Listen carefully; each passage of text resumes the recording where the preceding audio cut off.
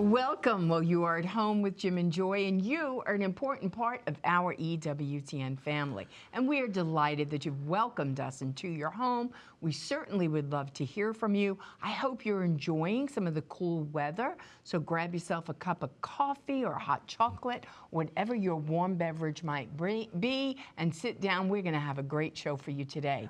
We'd love to hear from you, so send us an email with a question or a comment to jimandjoy@ewtn.com. Well, today our guest is Grace Emily Stark. She is a Catholic writer and a speaker, and she is the editor for Natural Womanhood.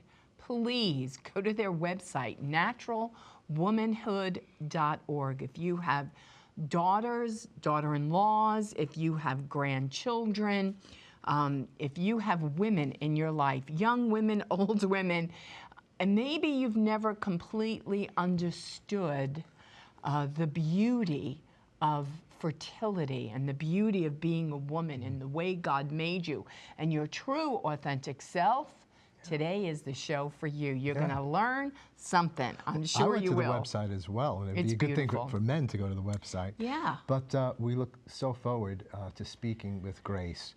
And so this is going to be a very special show about fertility awareness. It's a mature subject matter, just so that you know, and natural family planning. But even beyond that, it's advocacy for a woman's right to know about her fertility and the pros of natural fertility, understanding that your cycle, the benefits of that, and chemical contraception, and what that does to the human body, the woman's body. This is not a show to condemn anybody that might be, practicing contraception, but you really can't make a good case for it. You can make a good case for being natural, if you want to space out births or you're looking to have a conception, then being aware of your own fertility cycle is important. So as Grace was speaking to us backstage and as we were looking at the website, I was just saying again and again, that's a really good point you're making. And that's so important what you're saying. So it's going to be about kind of a scientific thing, but it's beyond that. It's advocacy. It's making a case for that which is natural, that which is beautiful, that which is wholesome, that which is healthy for the woman and for relationships in the marriage covenant. So plenty more to come. It's going to be a very important subject matter. And you can become not only one that understands fertility awareness, but an advocate for it with those that you love and friends that you might be sharing with. Plenty more to come. We'll be right back. Don't go away.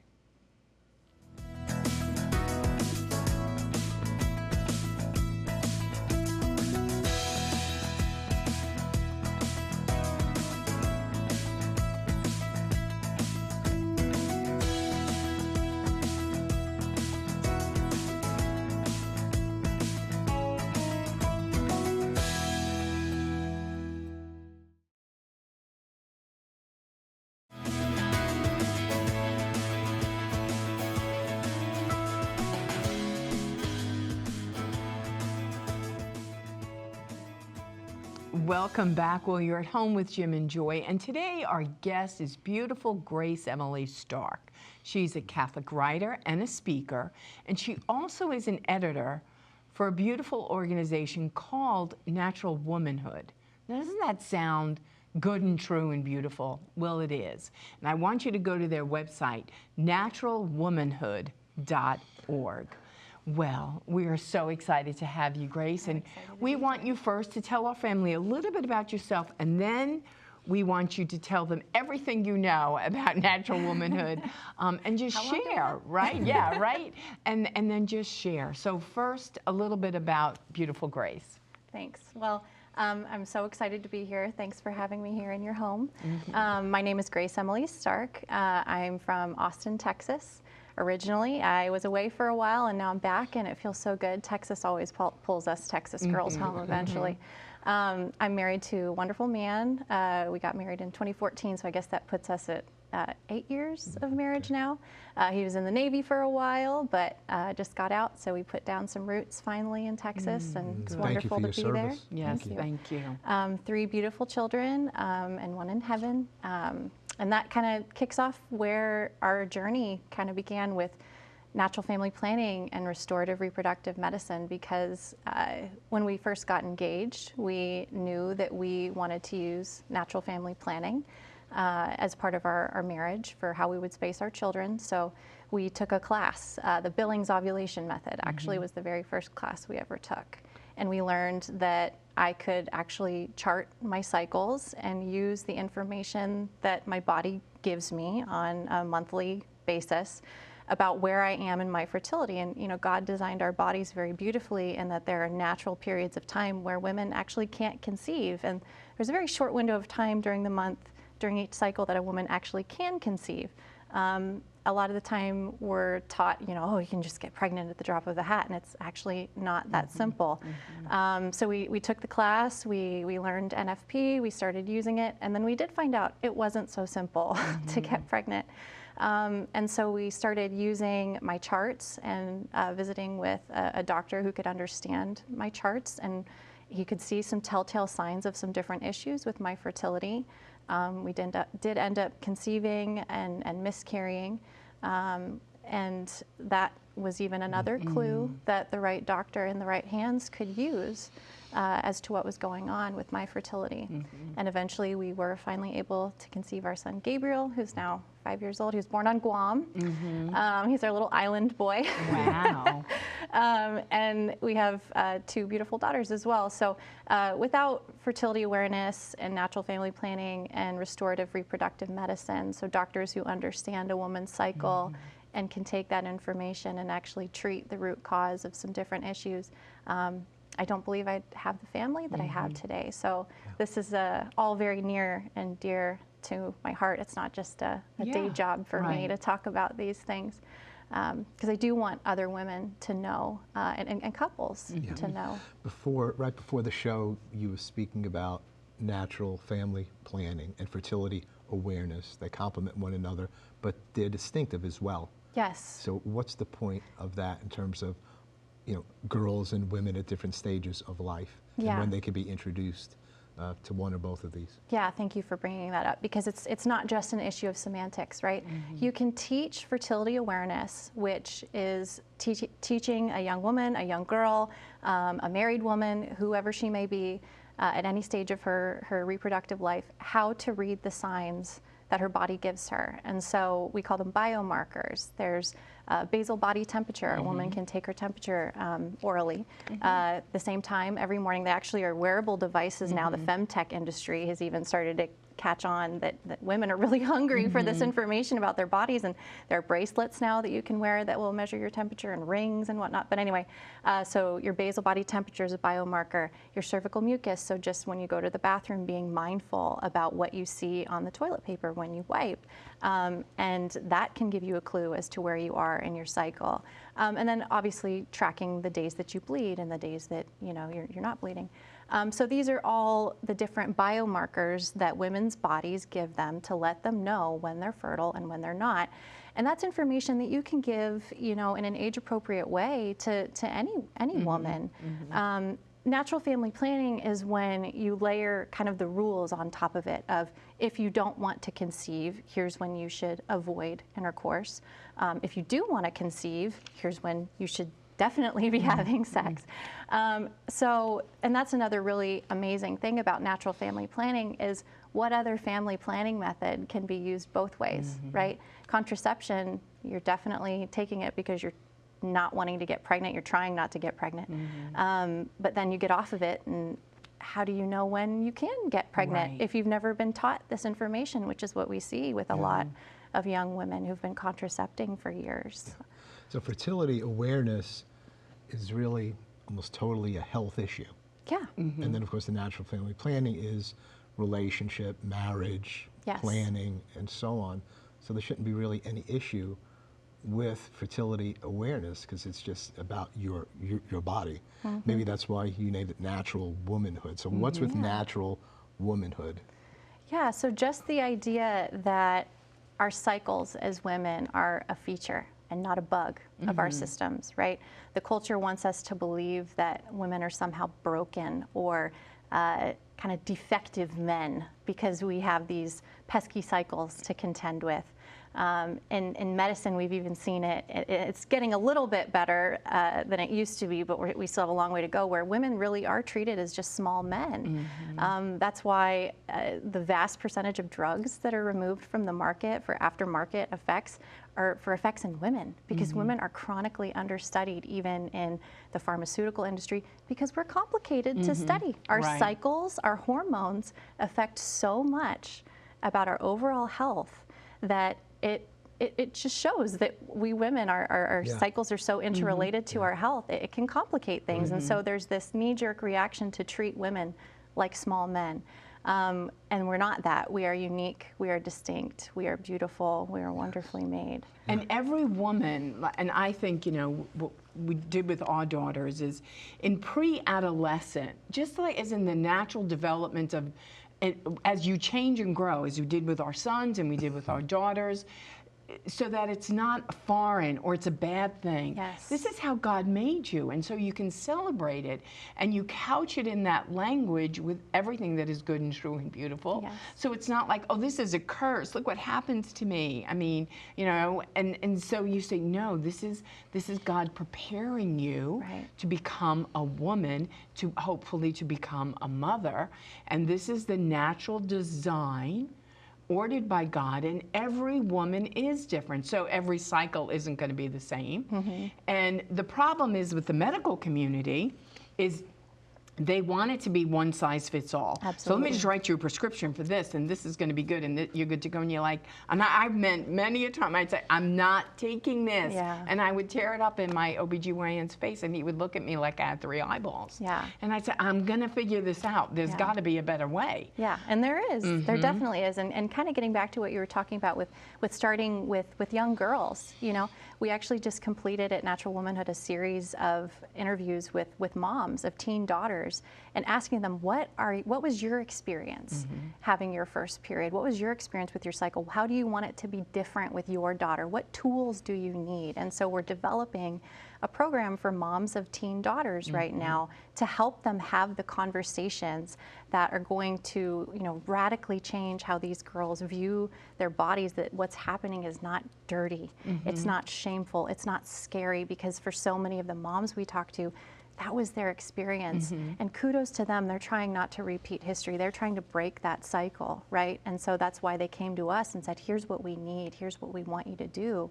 And we're working on that now. So I encourage, you know, anyone who has a teen daughter or, you know, prepubescent daughter who's thinking, oh, how do I talk about these things? How do I make it, you know, this good, beautiful thing and not something to be fearful about? We are going to have some resources for that for people.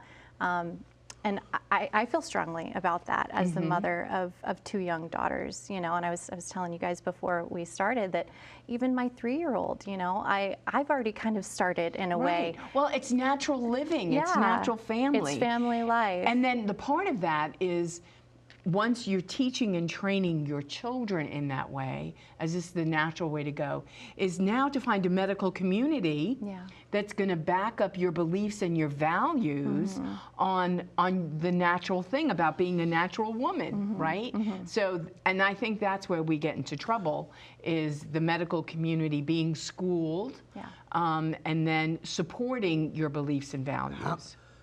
You're saying 3, you're not saying everybody has to start at 3, but what would you be introducing? Oh, well, okay, so 3-year-olds often follow you into the bathroom, do they not? And they see your products, and they see, like, Mom, what you're what's doing happening in the bathroom. And so I just say, well, honey, you know, I just to be very intimate with you right now, I just got my cycles back. I have an 11-month-old at home, and so I wasn't cycling for a while. But then as soon as because you were breastfeeding, right? Because I'm breastfeeding, exactly. And which is natural. Yeah, right. And so my cycles returned, and so my daughter had followed me into the bathroom, and it was the first time in recent memory that she'd seen Mommy pull a pad out of her underwear, and so she asked me. I said, "Oh, well, baby, this means, you know, that." My womb, my uterus, the organ inside of me where the baby goes, you know, there isn't a baby in there. And so all that blood that is in there that keeps a baby warm and cozy, my body doesn't need it right now. And so it's getting rid of it for a few days, and then it'll stop, and then my body will start getting ready again for a baby. So, very, very age appropriate in a way. Even a 3-year-old can understand. And as those conversations grow and mature with her, I'm hopeful that, she will come to me when she starts, experiencing different things, and that we'll have that trust, and she will know this is just what my body does. This is how it was made, and it's good. Yeah. And there are distinctives between daddy and mommy. Not, it's like daddy doesn't have all this stuff, like what that's about. Because I do hear periodically girls that are moving on near teenage years, and it's kind of like they still don't get, we're really different. I didn't know that happens to me. I thought that happens to, does it happen to the boys too? And like, what's going on here? What's happening? And they're learning this kind of at 13, 14. Do they really need to learn that at 13 or 14? They should. They should know something beforehand about your uniqueness and what's taking place and what a cycle is and what a period is and why, and the wonder of this body, the naturalness of the body. And then at some point you get into, well, what the world's trying to sell us in terms of the lie. And what happens when you stop this naturalness? You stop through chemicals. How does that happen? What's going on? What's the effect? And I'm sure you'll speak more about that. But this is their right to know, right? Absolutely. I really truly believe that knowledge of our bodies as women is our birthright, and that for whatever reason we've been robbed of it for so long. And so that's a big part of our advocacy at Natural Womanhood, is just getting this information into women's hands. And I also volunteer with the Couple to Couple League, and I believe you interviewed them recently, Katie Zelanis, and that wonderful organization. And every woman that my husband and I have ever taught, every couple we've ever taught, the woman just says, why wasn't I taught this sooner? Why didn't someone think I deserved this information?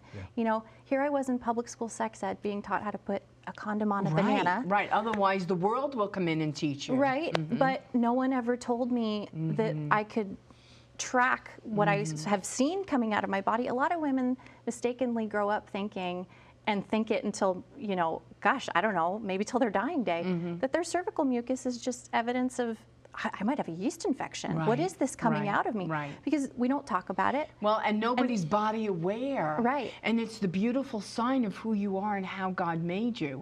And it really needs to happen, with our young daughters, mother to daughter. Who wants the best for you? Nobody more than your mother. So let me tell you this, and even if you're uncomfortable, you still need to know the truth so you can tell her. Otherwise, the world is going to tell her a lie.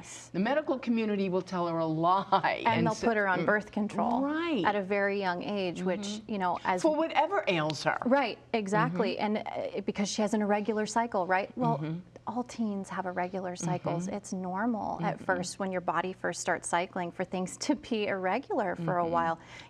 Significant pain, doubled over in pain, excessive bleeding, those are not normal. But again, if we're tracking these things, if we're teaching our daughters to see it as a fifth vital sign, then we can get them the help that they need instead of the Band-Aid that's birth control. And that's a drum we really beat at Natural Womanhood. What vital sign? The fifth vital sign, right? So the vital signs are what, the paramedics will check when they get to you at the scene, right? Your heart rate, your breathing, and we say that the female menstrual cycle is really, it's a fifth vital sign because it gives us such a clue into a woman's overall health. There's so much that we can discern about our bodily health, not just our reproductive health as women, from tracking our cycles. And again, from when we have issues and noting those issues and getting those charts, your cycle charts, into the hands of a doctor who can read them is super powerful. And so, yeah, this is just, it's the best kept secret, and it's such a beautiful, healthy alternative to birth control, which we're told is just what you have to go on to be responsible, right? And so few women know about the side effects, some of which are deadly. We at Natural Womanhood know families who've had daughters who've collapsed in their driveway, who've died, from their birth control device, from their pill, their IUD, all the range, all across. Or women who've had strokes. Right.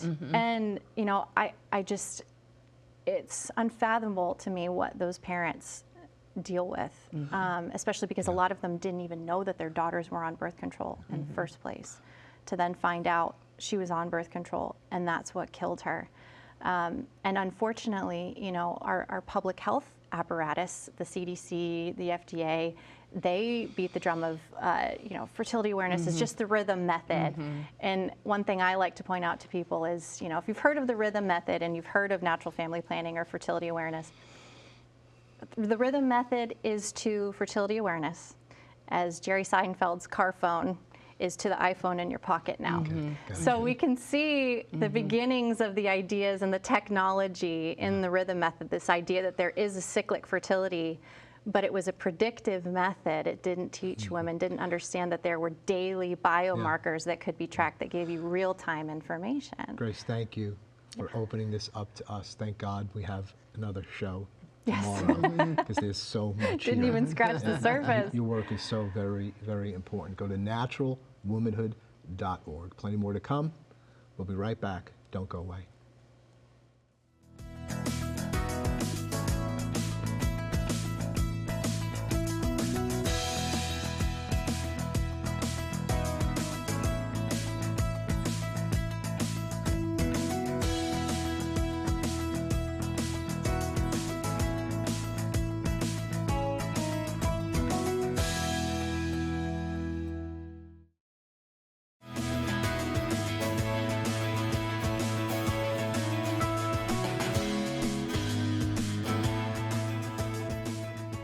Welcome back. We're at home with Jim and Joy, and I am so delighted to have Father John Paul back. He's been a very busy man, and he hasn't been with us as oft as he should. But Father, as you should. But Well, we're glad you're I'm here. very grateful to be here. Yes.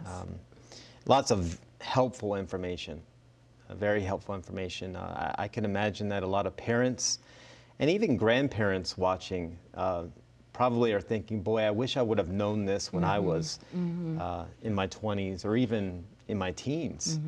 Very helpful information. I remember in seminary when we were having our marriage class last year, fourth year theology, one of our professors for theology that was teaching us marriage had his wife come in and just explain the cycle, what goes on in the cycle. And I just was amazed. I mean, I just sat back and thought to myself, God, you are awesome. You are awesome the way you've made the human body. I mean, it's just incredible. The more information you know about your body, I think the more of a gift you can make to to God and to others.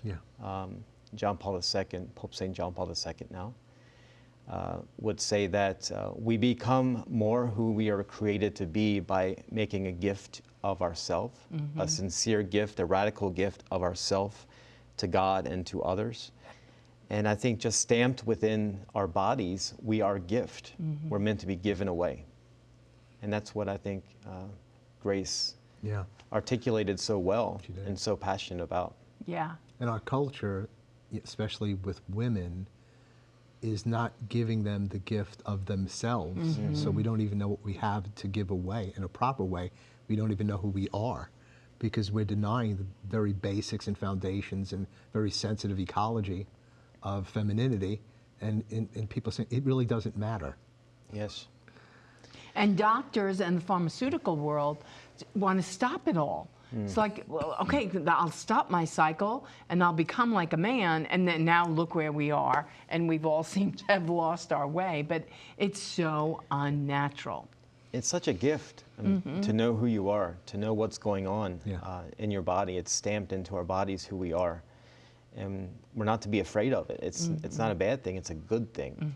And just what she was saying about age appropriateness and telling a child from a very young age, I can't help but think that a young child, as that young child, especially a girl, grows 3 to 6 to 9 to 12 to 15, how that will really... It prepares. Yeah, it prepares them for what's going to take place in their own body.